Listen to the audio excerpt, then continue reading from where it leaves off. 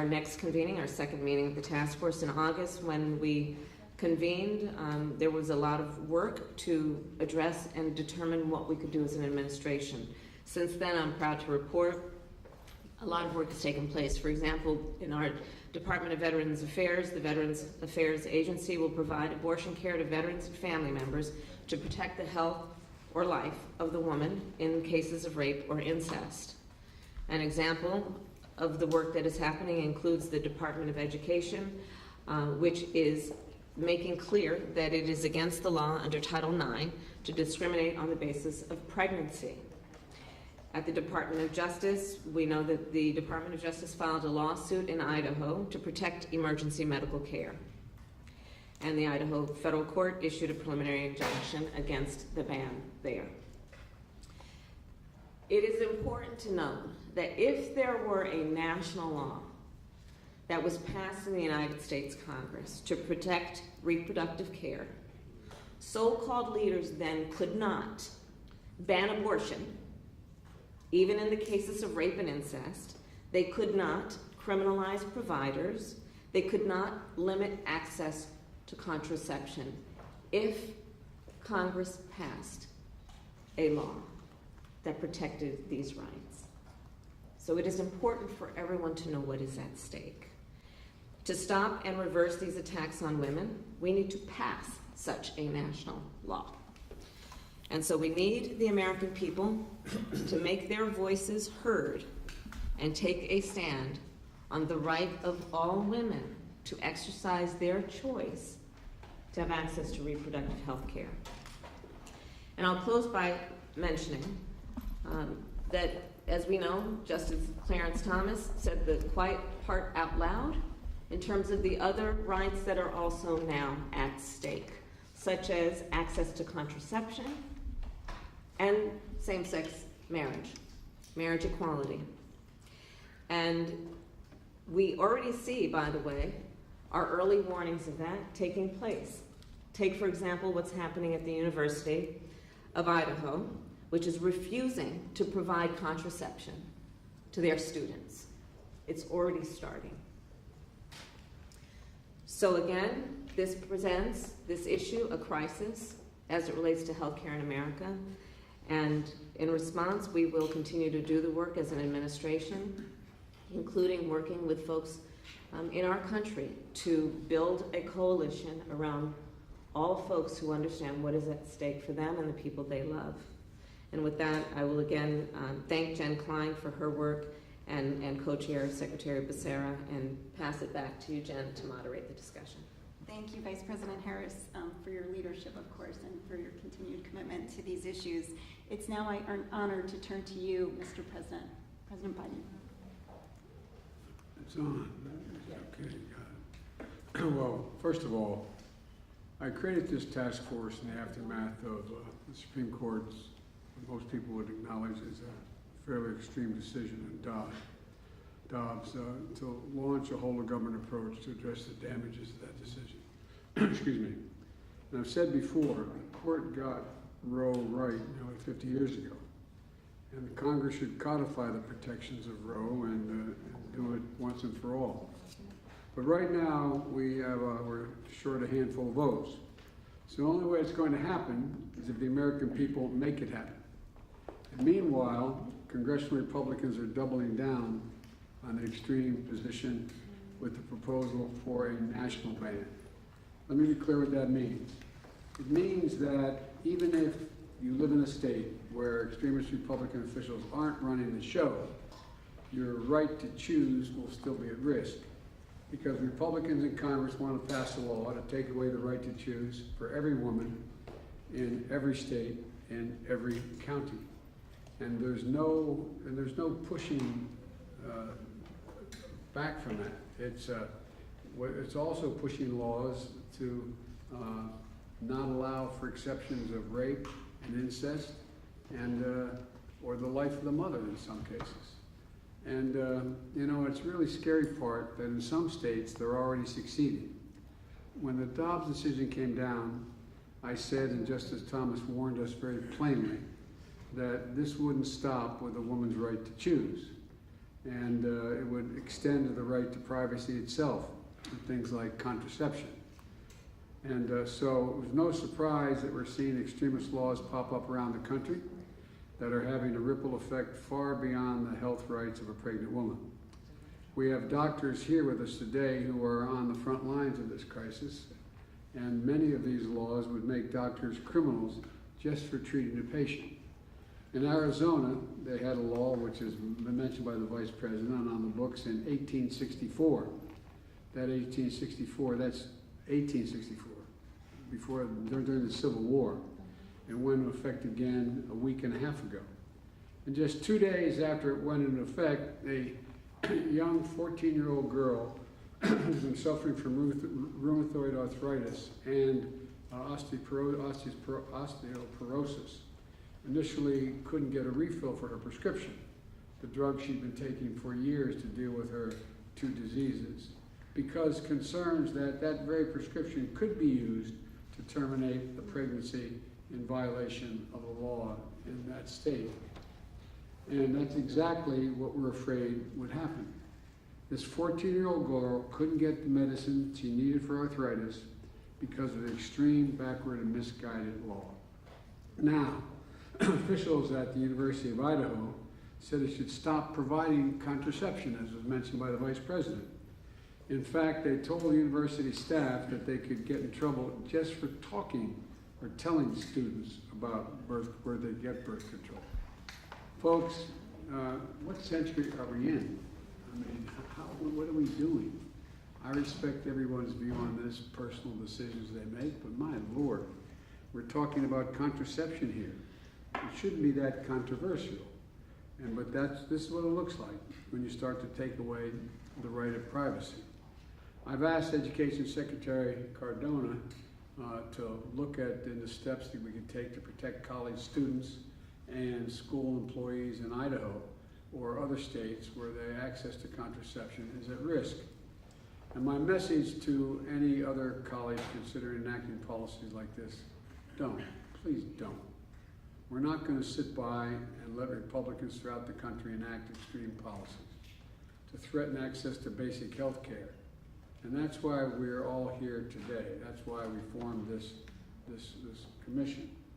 I signed 2 executive orders, and my administration has taken a number of actions that this task force is charged to carry out to protect access to reproductive health care, including emergency medical care, to protect the woman's right to travel, to get the health care she needs, to receive health care free of discrimination, and protect her privacy when she seeks it.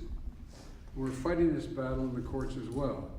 I want to thank the Vice President and Secretary Becerra for their leadership on this task force. And I also want to thank Secretary McDonough for leading an important effort at the VA. My message to folks across the country who are worried about what we're seeing is first that we have you back. We're not going to step back from this. And second, we've heard your voices. Now I want to turn it over to Secretary Cardona now for his comments. Thank you. Thank you, Mr. President. I share your grave concerns about maintaining access to contraception and reproductive health services on our college campuses, and ensuring there's accurate, reliable information for students and for educators. Students need access to health care to thrive in school and in life, and that includes reproductive health care. Thank you also to Vice President Harris. In August, we met with college leaders grappling with new, sweeping restrictions to their states.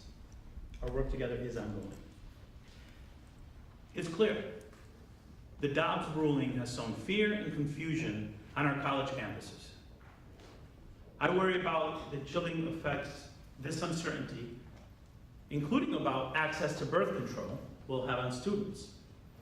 I think about the 1 in 4 women who experience sexual assault in college and what this means for their safety and their well-being.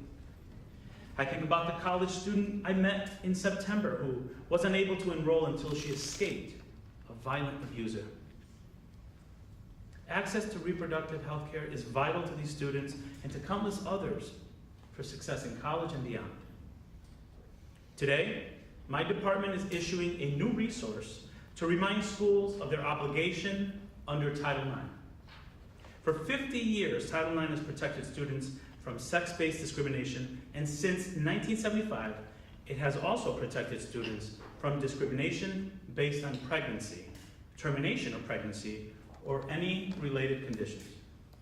My department is fully committed to enforcing Title IX's protections. The resource also explains how to file a complaint with your school or our Office for Civil Rights if you or someone you know encounters discrimination. Today, I want to be clear with college leaders in America. Access to contraception should not be in question. And access to health care, including reproductive health care, is critical to the well-being and success of our nation's students. If you're committed to student success, you must be committed to student health. Thank you. Thank you so much, Secretary Cardona, again, for your partnership, for your leadership. Now we're going to turn to the real experts in the room, the physicians who have come to talk about the impact that Dobbs is having and the laws passing across the country are having on their practice and their patients. So we're going to start with you, Dr. Nisha Verma. Thank you. Good afternoon, President Biden, Vice President Harris, and distinguished members of the task force. It is an honor to join you today. My name is Dr. Nisha Verma, and I am a board-certified, fellowship-trained obstetrician-gynecologist who provides full-spectrum reproductive health care. I'm a fellow of the American College of OBGYNs and currently provide care in Georgia. Growing up in the South, I saw firsthand the devastating impacts of restrictions on contraception and abortion care in the lives of real people, my friends, family, and people in my community. They are the reason I am here before you today. I became a doctor and OBGYN because of my drive to care for people without judgment throughout the course of their lives, regardless of their healthcare needs. Now, the Supreme Court's decision to overturn the constitutional right to abortion care has wreaked havoc across this country as states, including Georgia, have severe abortion bans in effect and have threatened clinicians with criminal penalties. Because of a law that is not based in medicine or science, I am forced to turn away patients that I know how to care for. I have had teenagers with chronic medical conditions that make their pregnancy very high risk, and women with highly desired pregnancies who receive a terrible diagnosis of a fetal anomaly cry when they learn that they can't receive their abortion in our state and beg me to help them. Imagine looking someone in the eye and saying, I have all the skills and the tools to help you, but our state's politicians have told me I can't. Imagine having to tell someone, you are sick, but not sick enough to receive care in our state based on our law's very narrow exceptions. We trained for years and years to be able to provide evidence-based, individualized care to our patients. Now, as a doctor in Georgia, I am being forced to grapple with impossible situations where the laws of my state directly violate the medical expertise I gained through years of training and the oath I took to provide the best care to my patients. My colleagues and I have to think about whether we're going to be criminalized and imprisoned, whether our licenses will be taken away, whether our livelihood will be threatened for providing compassionate, evidence-based care. Unfortunately, we've already seen these threats become a reality for our fellow OBGYN in Indiana over the summer. That absolutely has a chilling effect. I understand that abortion care can be a complicated issue for many people, just like so many aspects of healthcare and life can be. But I also know that abortion is necessary, compassionate, essential health care, and that my patients are capable of making complex, thoughtful decisions about their health and lives. I remain unwavering in my commitment to support people in my home and community in the South in whatever way I can. I appreciate continued efforts to secure access to comprehensive reproductive health care for my patients. Thank you again for the opportunity to speak with you today. Thank you, Dr. Verma. Now we're going to turn to you, Dr. Kristen Lagerly. Thank you so much, and it is truly a pleasure and a privilege to be here with you all today. My name is Dr. Kristen Lyerly. I am a general obstetrician gynecologist in Green Bay, Wisconsin, and I'm a fellow of the American College of Obstetricians and Gynecologists. In my practice, I provide comprehensive care for women and underrepresented populations. Prior to Dobbs, I was also an abortion provider in Sheboygan at one of only 4 abortion clinics, all located in the southeastern part of the state. With the fall of Roe, our circumstances changed dramatically. We stopped providing abortions in Wisconsin altogether. As we've already discussed, we have a law in Wisconsin from 1849, which is 1 year older than the state and 70 years before women earned the right to vote in this country. This law makes it a felony for me to provide abortion care to my patients. There are no exceptions for rape and no exceptions for incest. The only exception is for the life of the mother. But pregnant people don't have a warning light that comes on when they've crossed that threshold. We have to use our clinical judgment, developed through over a decade of formal education, experience, and commitment, to make those kinds of sensitive, individualized decisions. So in places like Sheboygan County, where the district attorney has specifically said that he will prosecute physicians, can I count on him to trust my clinical judgment? Looking back, would we agree that I met the criteria, that my patient was sick enough? The effects are chilling. People in our state are being denied medication for miscarriage management. They are being denied treatment in emergency departments while actively bleeding, presumably because the treatment for a miscarriage, the medical term is a spontaneous abortion, is essentially the same as the medication or procedure that can terminate an early pregnancy. Those who can afford it, the money, time away from work, assistance with childcare obligations, they now have to go to Illinois or Minnesota. Many, especially in abusive relationships or difficult social situations, they have to continue their pregnancies, or they resort to desperate measures. Downstream, this affects all of us. With physician burnout at an all-time high and a number of physicians leaving the field in the wake of the pandemic, our training programs can't keep up.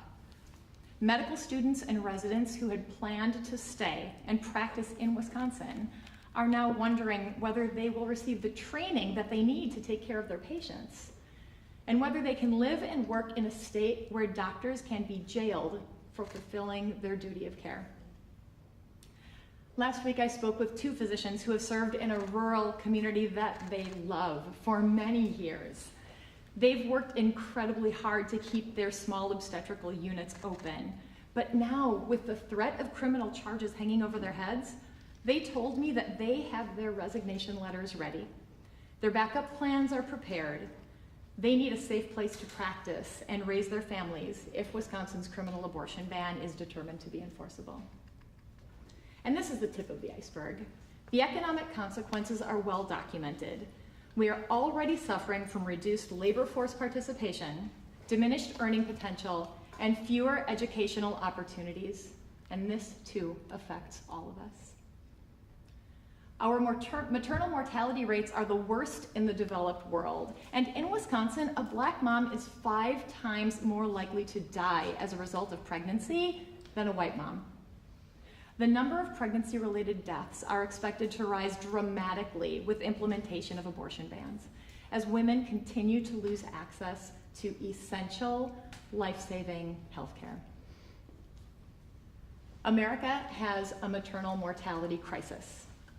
We have a rural healthcare crisis, and now we have a reproductive healthcare crisis. How many more crises can my patients, can our healthcare system endure? Thank you. Thank you. Thank you so much. We're going to now turn to you, Dr. Parrott. Thank you so much. Good afternoon to all of you, to Mr. President, Madam Vice President, and members of the task force. Thank you for the privilege of being here and for the opportunity to speak with you all today. My name, as you heard, is Dr. Jamila Parrott. I use she, her pronouns. I'm a board certified, fellowship trained obstetrician and gynecologist with a comprehensive background in family planning, reproductive health, rights, and justice. I'm a native Washingtonian and an abortion provider here in the district, caring for the community that raised me, a community that I serve every day, working to expand access to comprehensive reproductive health care, a community that has been deeply impacted by these bans on abortion care. The aftermath of the Supreme Court decision, a ruling that eviscerated the constitutional right to abortion for millions, has been truly devastating for our communities. The relentless attacks on our dignity, our well-being, our ability to determine if, when, or how to start and raise our families have not let up. And they have a singular goal in mind. These restrictions are designed to punish people providing abortion care and the family, friends, and loved ones who support them. We've already seen these attempts, as you've heard, to criminalize abortion providers play out in real time. Our colleagues like Dr. Caitlin Bernard in Indiana has been targeted by the Attorney General for providing care to a person in need. My friend and colleague and Texas-based abortion provider, Dr. Ghazala Moyedi, has been threatened multiple times by the Texas officials and has been forced to stop providing care due to threats of criminal punishment and harassment. Abortion is health care. It is our human right. It is safe. And despite the claims that these bans are improving the safety and well-being of the care we provide, it is actually these bans themselves that are harming our communities. The ripples effects that we see play out on the ground are devastating, and abortion bans are impacting, as you heard, all aspects of reproductive health care, including miscarriage and pregnancy care for ectopic pregnancy. While abortion bans should never impact the ability for folks to get emergency care, the confusion and uncertainty created by these restrictions creates chaos at healthcare institutions, and providers are worried. We're worried about being held criminally responsible for the emergency care that we provide to folks in need. And moreover, evidence shows that abortion bans, as you heard, will already exacerbate abysmal maternal mortality rates. And recent data found that banning abortion will increase maternal mortality by 24% for all women and almost by 40% for Black women. And this is particularly worrisome given the worsening maternal mortality gap that disproportionately impacts Black, brown, and indigenous women. As the landscape of abortion access continues to shift, I urge us to remember that these attacks are not new. They did not begin, and they will not end with the Dobbs ruling. What we're seeing now is the same intent dressed up in brand new clothes. The goal all along has never wavered: to ban all abortion care and to coerce and to control options that people have in making decisions about our families and about our futures. What is new now, however, is that anti-abortion policymakers have been granted a green light to outwardly, as opposed to subtly, ban abortion access, to jail and punish providers and other healthcare professionals, including doctors, to force people to remain pregnant against their will and sometimes at the risk of their very life. We have no reason to believe these attacks will end with overturning Roe. We need bold, immediate, brave action to protect our communities and to push for legislation that reinstates basic human rights for every person, no matter where they live. There are no safe states. There are no sanctuary cities, even here in the district, especially here in the district, because we lack home rule. We have no right to make decisions about our own futures.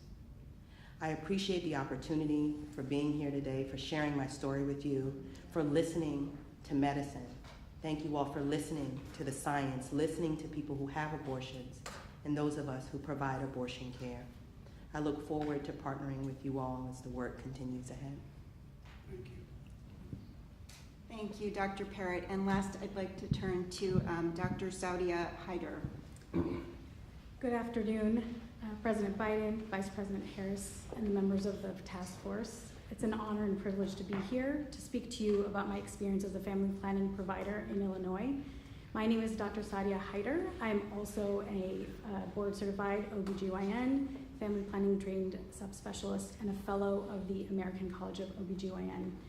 I provide comprehensive obstetrical and gynecologic care to all of my patients, including abortion and contraception. I also oversee the Complex Family Planning Fellowship Program at my institution, and this is helping to train the next generation of clinicians that are needed to take care of our patients. I am incredibly fortunate to live and work in a state that is supportive of access to full-spectrum reproductive health care, including abortion and contraception. This care is rightfully viewed as essential health care in my state. With the rise of legislative restrictions in neighboring states in recent years, and again, this is not new, this has been happening for years, Illinois, like many other surge states, has seen a steady increase in volume of patients traveling to our state from all over the country for abortion care.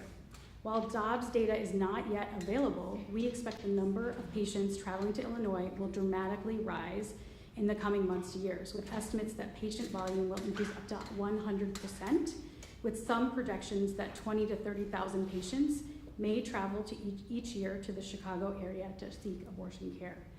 We know that those who are already impacted by the lack of health care in general and lack of access to abortion care and reproductive health care are lower income and patients of color. These are the patients that will continue to disproportionately be impacted by the Dobbs decision, worsening the maternal health crisis that already exists in our country, as well as the health inequities that persist. In anticipation of this increase, we have taken a number of steps to make sure Illinois is as prepared as possible to provide care to those in need through clinical capacity building, decreasing financial barriers for patients, increasing care coordination for in-state and out-of-state patients. However, even with this level of preparation and support from our colleagues, institutions, and government officials, we are still facing challenges. As predicted, demand for care has already increased. Appointments are made further out, and patients from in-state and out-of-state are experiencing delays in care due to longer wait times, delaying procedures to later in their pregnancy. Many of my patients coming from out-of-state sought and were denied care at multiple locations in their state or in other states before they sought care in Illinois. For example, I recently saw a patient from a southern state with a very serious obstetric condition, an abnormal placenta. This condition can cause severe hemorrhage and morbidity if not treated appropriately. This patient sought care in their state and other states weeks before finally traveling to Illinois, delaying the care overall. We were able to provide the care required for this patient, which was unfortunately more complex than it needed to be, because there were several weeks that ensued before the patient sought care and eventually saw us. Another patient came to us with a fetal anomaly diagnosed in a neighboring state. In order to receive the needed care, the patient had to leave their family during an incredibly challenging time, travel to us for a 2-day procedure in Illinois, which was not only emotionally taxing, but also financially challenging for the patient and their family. Many more patients with similar stories have come to Illinois and will continue to do so because of the Dobbs decision, but many patients will not be able to get all the financial resources and figure out the logistics to get to us, and those patients will continue to have an unmet need for care. I am honored to care for all patients who need access to reproductive health care, and my team and I will continue to do so in Illinois. However, it is undeniable that the patchwork of access to abortion care, exacerbated by the Dobbs decision, is negatively affecting patients across the country. We will continue to rise to the challenge and urge policymakers to do the same, as the repeal of Roe has worsened the maternal health crisis and health inequities that have existed for a long time in our country, and we must change this. Thank you so much for listening to our stories and for working with us to move this issue forward. Thank you so much to all of you. I mean, first of all, for coming here and sharing your incredibly important perspectives, but really more importantly for the work that you're doing every day in this incredibly challenging and worse environment that you just described. We're now going to move to the closed press portion of our task force meeting, so thank you very much. Thank you very much. Press, we need you all to move. Mr. President, you've talked. Press. Thank you very much. We need you guys to move. Thank you very much. Please. Thank you. Thank you very much, press. Thank you very much, press. Thank you very much, press. Thank you. We need you to move. We need you to move. We need you to move. Thank you. Let them get on with the meeting. Thank you very much. Should Herschel Walker be disqualified? Let's go. Thank you. Thanks so much. Thank you very much. We appreciate you. Thank you. Thank you very much. Let's move this way. Let's move this way.